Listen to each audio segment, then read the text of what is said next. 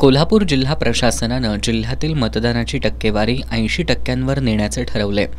यासाठी नागरिकांमध्ये मतदानाविषयी जनजागृती करण्यासाठी विविध उपक्रम राबवले जात आहेत। आज सकाळी जिल्हाधिकारी अमोल येडगे यांनी कोल्हापूर ते हुपरी आणि हुपरी ते कोल्हापूर असा 50 किलोमीटर सायकल प्रवास करून नागरिकांना मतदानाचं आवाहन करत जनजागृती केली।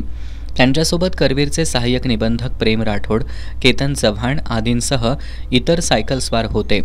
सायकल रॅलीच्या मार्गावर उचगाव, टेमलाईवाडी, गडमुडशिंगी, पट्टण कोडोली या ठिकाणी शालेय विद्यार्थ्यांनी जिल्हाधिकाऱ्यांचं स्वागत केलं। याचबरोबर आज करवीर तालुक्यातील उचगाव इथं पथनाट्य सादर करून मतदान करण्याचं आवाहन करण्यात आलं। मतदान करणं का गरजेचं आहे हे या पथनाट्याच्या माध्यमातून लोकांना पटवून देण्यात आलं। यामध्ये दिव्यांग बांधवांचा सुद्धा समावेश होता।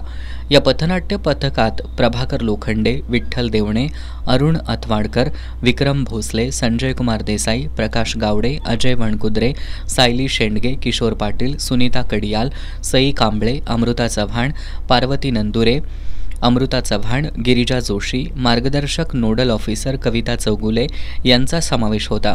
प्रायव्हेट हायस्कूलच्या विद्यार्थिनींनी प्रभात फेरी काढत मतदान करण्याविषयी जनजागृती केली।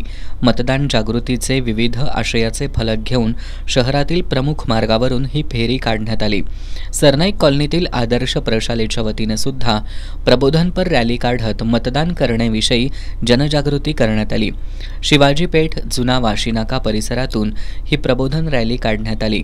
आमच्या उज्ज्वल भवितव्यासाठी सर्वांनी मतदान करा, माझा अभिमान माझं मतदान, मतदार राजा जागा हो, लोकशाहीचा धागा हो अशा घोषणा देत विद्यार्थ्यांनी नागरिकांचं लक्ष वेधून घेतलं।